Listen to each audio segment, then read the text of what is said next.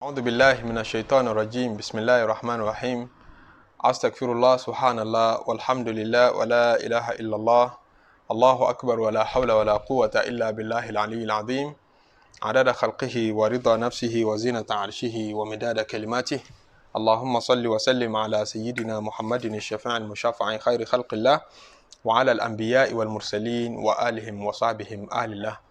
Assalamu alaikum wa rahmatullahi wa barakatuhu to all of my viewers. Inshallah ta'ala, I will be summarizing the lecture that I have given today on al-Israf wa tabdhir in Yoruba language. I will be summarizing it in English for the benefit of those that cannot understand Yoruba.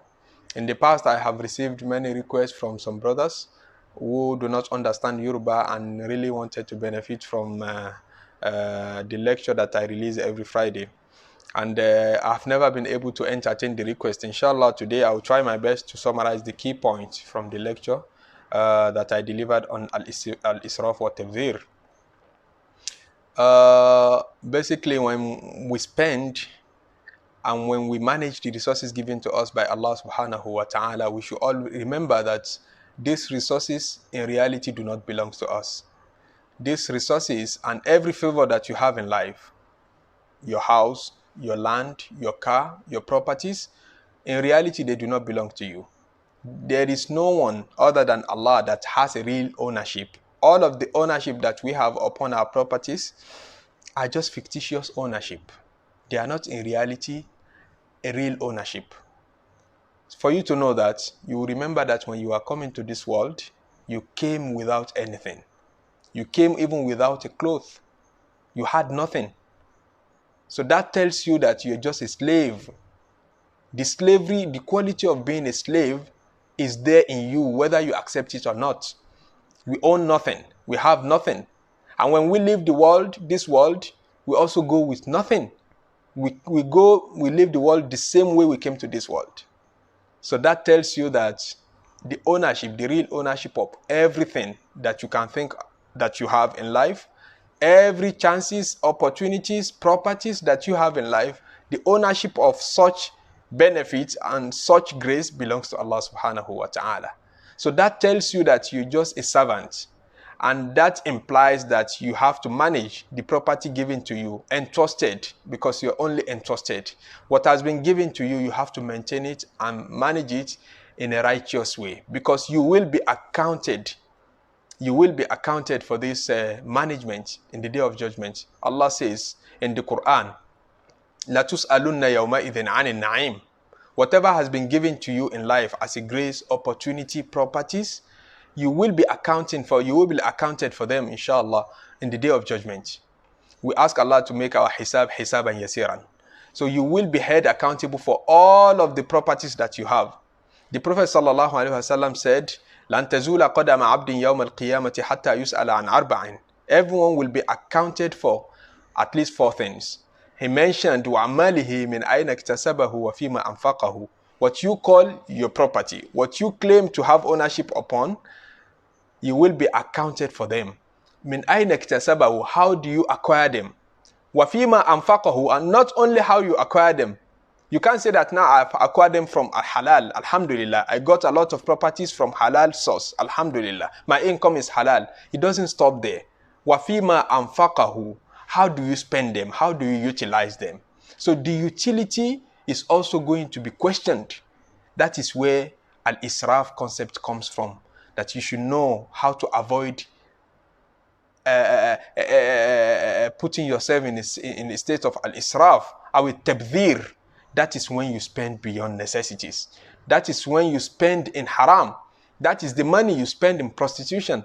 That is the money you spend in alcohol. That is the money you spend in casino. That is the money you spend in gambling. Whatever the resources given to you by Allah subhanahu wa ta'ala, whenever you spend them on anything haram, it is israf, it is tabdhir.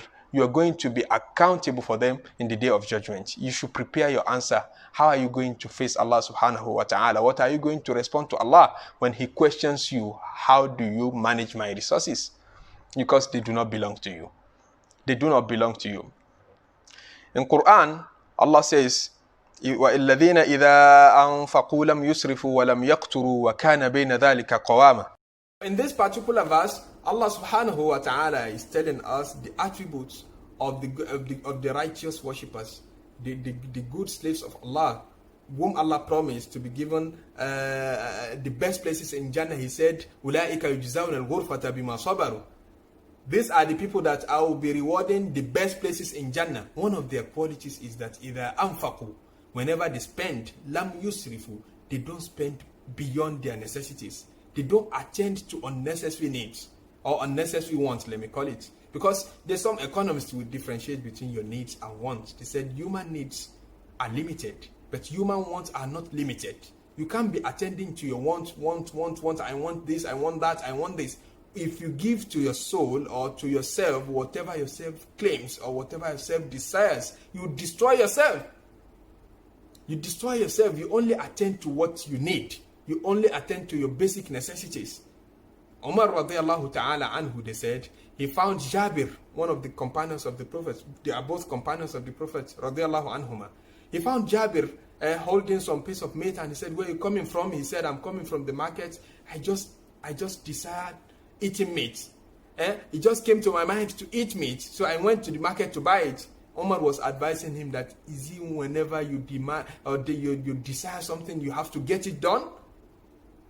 Is it whenever your body calls for something, you have to give it to your body?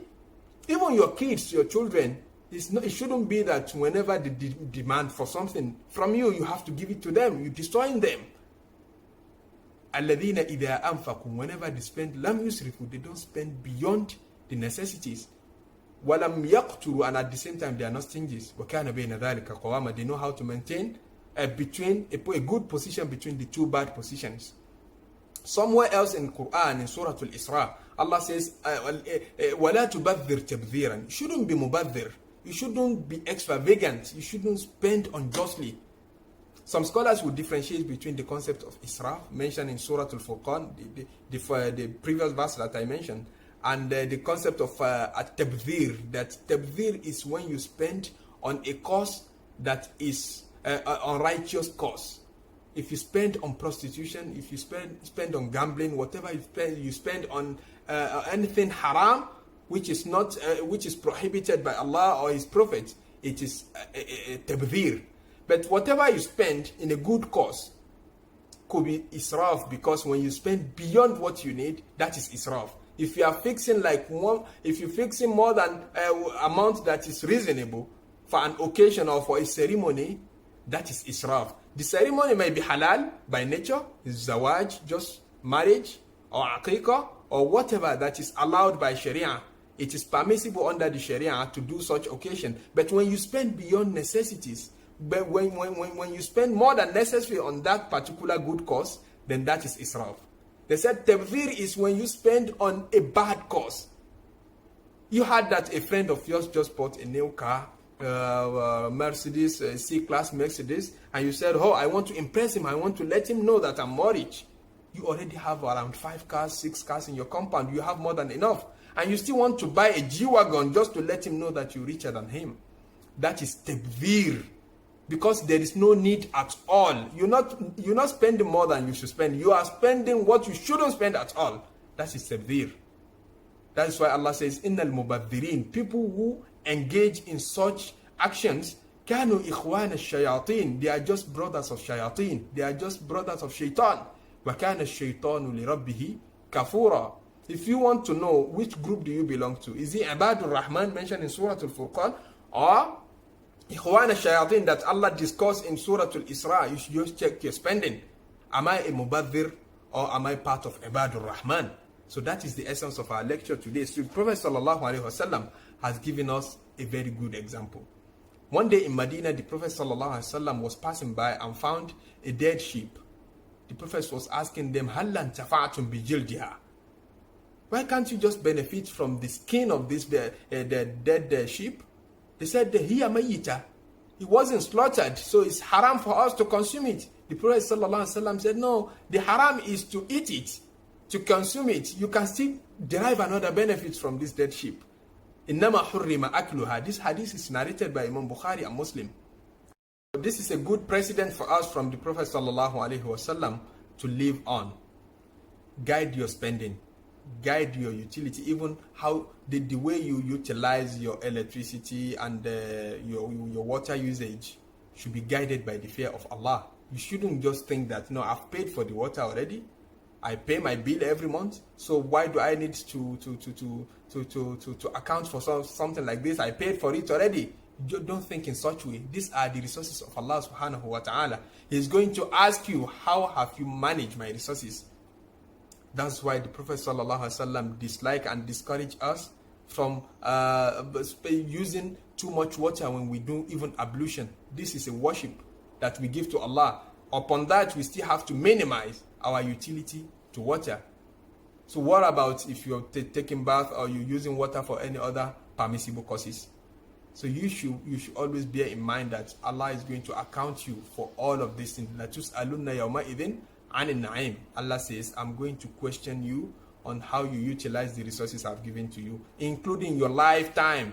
Your lifetime itself is a resource. You should utilize your age in a very good manner. You should utilize your assets in a very good manner. You should utilize your properties and every chances and good opportunities given to you by Allah. You should utilize them in a reasonable way. This is the lecture that we have just given today. May Allah let me and every one of us benefit from this short lecture. Don't forget that today is Friday. Try as much as possible to do many salat ala nabi. Pray for mercy and blessings for the Prophet sallallahu alaihi wasallam. May Allah let us witness many Fridays in life, in Islam, Iman and Ihsan. Subhana rabbika rabbil izzati amma yasifun. Wa salamun ala al-mursaleen. Walhamdulillahi rabbil alameen.